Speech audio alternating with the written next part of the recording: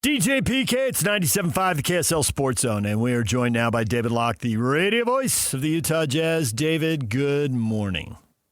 David James, Patrick Kinahan. If you're going to talk a draft board, these are two of the guys that you would put at the very top of any draft board, but similar to the way it is in the NBA draft. You would look at their talents, and you would not really know how they could utilize everything that they have at their disposal until you see them in the big time. And then they would wow you, putting skills together you never imagined and rising to levels that only you could have dreamed of when you called their name on draft night. That is David James and Patrick Kinahan. I feel like we lose a minute of good basketball conversation every week because you got to wind up and kick this thing off with whatever you come up with, David. Yeah, I've got 7 days, 24 hours a day for 7 days to try to come up with the next silly thing I'm going to do. Right? It's hard work. If you don't appreciate it, next Friday, I'll just say good morning. That's fine. If you don't appreciate the creativity to try to talk about the greatness of the two of you to whatever is the current trend of the day, no. Next week you get good morning. We'll see how you like it. Well, you used your draft stuff. I mean, you need draft stuff for a month now. Because you often do that. Your silly thing is usually some topical peg. I was surprised you used the draft stuff so early. I thought you'd save it for June. I can use the draft stuff for 4 more weeks. That's all anyone cares about. Yeah, right? Oh, yeah, for sure. All right, well, let's get to my mega question here. What if the answer to all these, 4 really good players at the top of the draft, the Jazz draft second, what should they do? Trade up, trade down, which player, all the questions. What if the answer to one of these questions is right in front of us? What if there is no backstory to why Peterson was hurt? He was hurt because he was hurt. Period. There's no backstory. He was hurt because he was hurt. And then you look at the way this is going to playoffs, and you're the first one who said, hey, the game has changed, and that's why there's so many injuries. We got these guys running and cutting and changing direction. It's especially hard on big guys like Embiid and Zion because they're just so big, but it's impacting the smaller guys too. And A.J. Mitchell went to UC Santa Barbara. I don't know him at all. I know people who know him. But obviously I'm watching him, and I see him grab his groin as he goes to the ground. And this is a young guy. He hasn't made a ton of money yet. He can one day the way he's going. He wants to make his mark. He's in a conference final. He's playing hard. He's having an impact in playoffs. When he grabs his groin, it's because he's hurt. There is no other story. It's because it hurt. And he'd be the 4th guy who's had a significant injury and missed significant time in just the first couple of games here, just getting started in this series. Should people worry about Peterson because of that? Period. End of story. The game is harder physically because all the running and cutting, and he's already been hurt, and this is going to be an even bigger problem. There's a lot there. You can handle it. Do it. We lose 2 minutes of good basketball talk when DJ asked his first question. I've been thinking about it all week. I tried to tighten it up. Sorry. All right. Let me go with where I thought you were going at first. Okay. Like, Peterson just got hurt. He had a cramp issue. It freaked him out. He called it traumatic experience. He's got a little version of PTSD. Yeah. He's got to work through it, but he's a 6'6" guard who could score 25 a night. Yeah. And the answer is just right in front of us. If that's the case, then the Jazz get A.J. DeBonta. Because Darren Peterson's been the number 1 player in this draft for the entire draft until the cramp thing started. Right. And so if the cramp thing is really not a problem and there's not other stuff going on and everyone gets comfortable with that, then the Jazz get A.J. DeBonta with the 2nd pick of the draft. Because before Darren Peterson had any of these problems, and before they were, even after he had the problems and they were reoccurring, once they became reoccurring is when A.J. DeBonta moved to the top of the draft. And I'm not convinced from the research I've done that A.J. DeBonta changed. I just think Darren Peterson changed in people's minds. I don't think A.J. DeBonta suddenly became better than what people thought he was. You guys know better than I do, but I'm watching his stuff. And if I watch game 10 and I watch game 20, there's little less space because no Saunders. But he actually got less good as the year went on, in my opinion. All of them did except for Darius Acuff. It's because you get in the conference play and you're playing teams that have seen you and they're scouted probably. But so that's the first question in there. Is if it's just an injury and they solved it, then if the second question is you're drafting in a manner that's trying to avoid injury, then I think Cameron Boozer vaults to the top. Yeah. Because the ground-bound 6'10", 250-pound players are not having the same tendon muscle problems. Sabonis gets hurt, but I think Sabonis was like a wrist or a thumb, right? Yeah. Şengün seemingly plays most of the time. Like those type of play. Paolo Banchero has had some of those problems, but most of the, he's had some oblique things. But most of those players that are kind of big and burly are playing right now.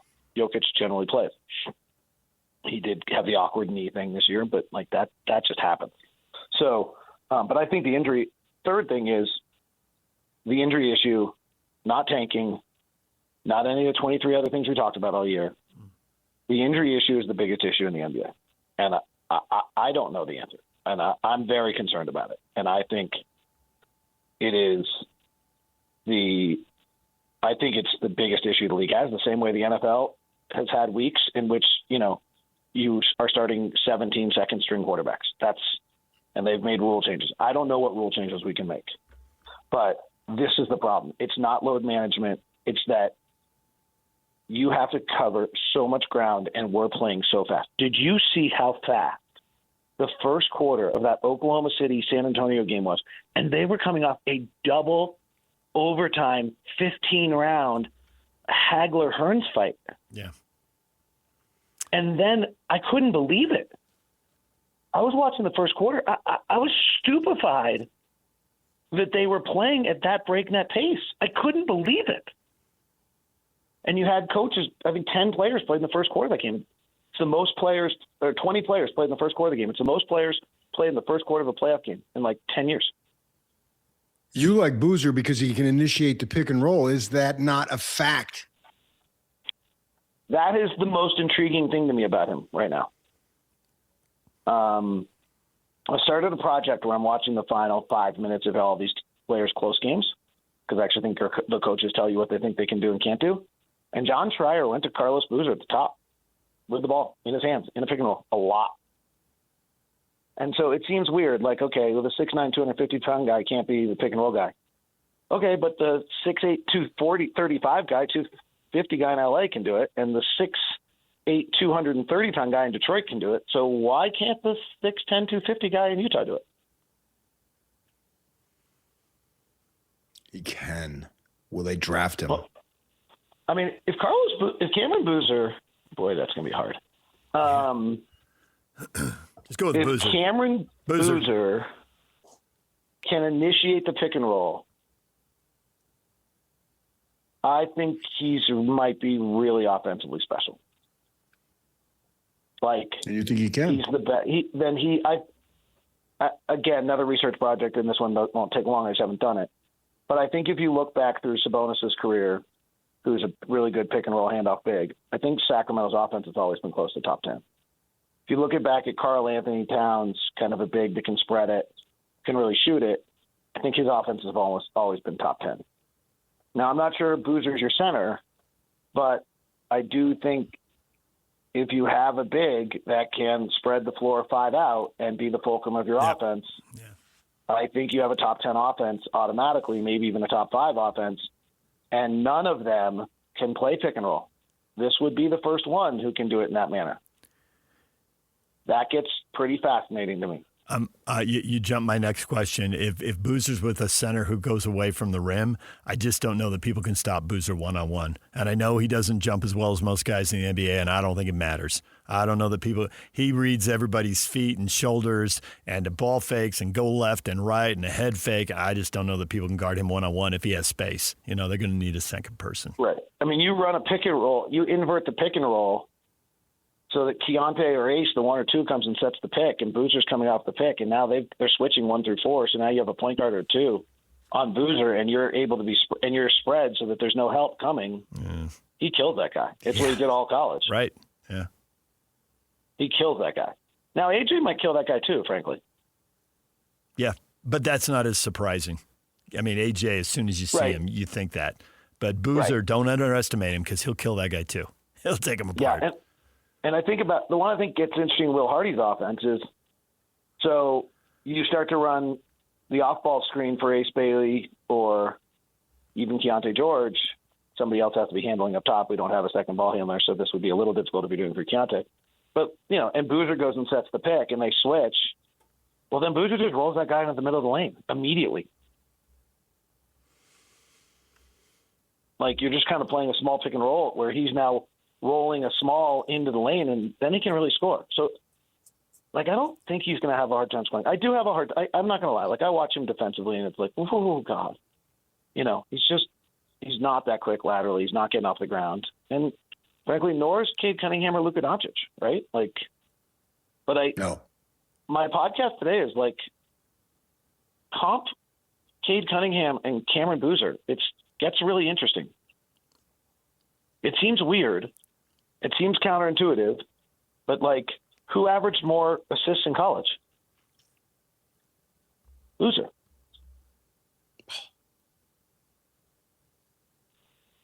And, they're not the same, but they're not Cade Cunningham, 6'8", 225, 230. So one guy, and I also wonder if Cameron might lose a little weight when he starts playing in the NBA.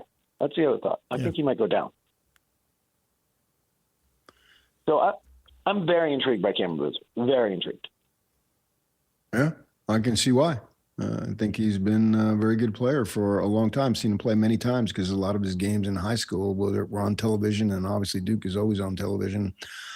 I think that the draft is just one addition that the Jazz will make, and they probably will have some more. How much do you think whoever they draft will lead to some personnel decisions that if they drafted DeBonsa, they would go this way. If they drafted Peterson, they'd go that way, and put Boozer in the mix too, as far as what they do to augment the roster? So honestly, if you draft DeBonsa or Peterson, I think it has very little impact on your core other five players. If you draft Cameron Boozer, you have to be comfortable with Lowry Markkanen playing all of his minutes as a three. And I think that might be fine. But you're now playing Boozer 30 minutes a night, Kessler 30 minutes a night, and Jaren Jackson 34 minutes a night. And that is your center power forward rotation, those three guys. Yeah. So there's no time for Lowry to slide down. So now Lowry's playing 34 minutes a night as your power forward, and Ace Bailey's probably playing the other 14 there. So now Ace Bailey's playing 24 minutes as your shooting guard. You need another shooting guard for 24 minutes, and you need another backup point guard, and you really need another ball handler badly. So your backup center, I don't think at that point you're paying Yusuf Nurkic. Your backup, your wing, your front, your 3-4-5 rotation is, you just need depth there, and that frankly is probably Kyle Filipowski is your extra big in some of that circumstances, at least for another year or two, and he's priced well. And then you've got to figure out who your backup three is, just to cover, because you need one, but they probably aren't in the rotation. And then you need one or two guards in your added to your lineup of rotation players.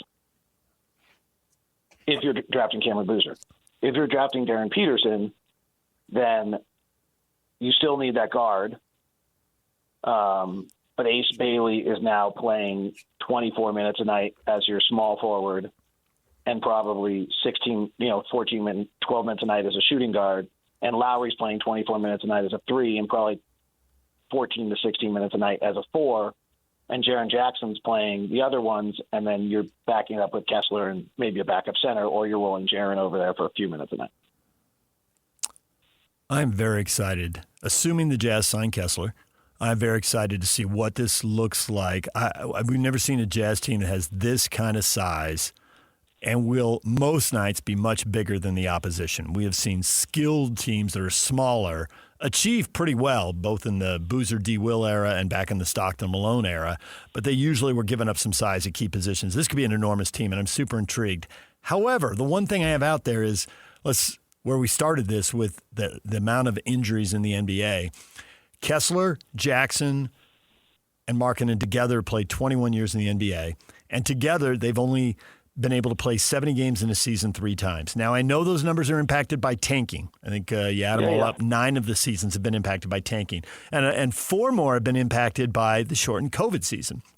So this isn't a shot at their durability in the past, but nonetheless, I have very little that suggests that their bodies can endure 70 or 75 or 80 games, because you want them to be healthy when you get to the playoffs, because they could be top 6. Maybe they could win a playoff series in 2 rounds. And are they really going to be healthy that whole time? Because there's such a load being put on these guys, and we haven't seen them do it. And I get why we haven't seen them do it, but nonetheless, we haven't seen them do it. So I'm curious if that is something the Jazz fans should raise an eyebrow and worry about, or whether you just dismiss that with a wave of a hand. No, I think it's real. You used to say that the average player in the NBA is going to miss 11 games. I think you probably need to start moving that to 15. And now start building your roster, assuming you're going to be missing. So this is where I actually think Isaiah Collier, Bryce sense about Cody's a little expensive, and Kyle Filipowski become very important to the Jazz. And they're minutes. I'm not sure I think that any of them are rotation players to start the year next year.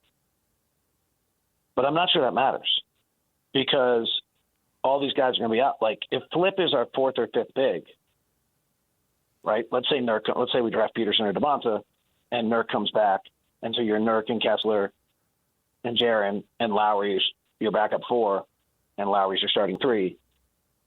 Okay, they're going to all miss a bunch of games. Flip's going to play 50 games a year in the rotation. Yeah. Like, if they all miss, then Flip is the guy who steps in for, and that's where Flip's time last year really matters. If your guard line is Keontae, let's go with Darren, Lowry, Ace, whatever veteran guard you add to bring stability and ball handling, and Sensabaugh's kind of not in the rotation, well, anytime Ace or Lowry or the veteran misses some time, Bryce is coming in, and maybe Cody's coming in, and, Isaiah Collier's probably your 3rd point guard, and when whoever, he's coming in.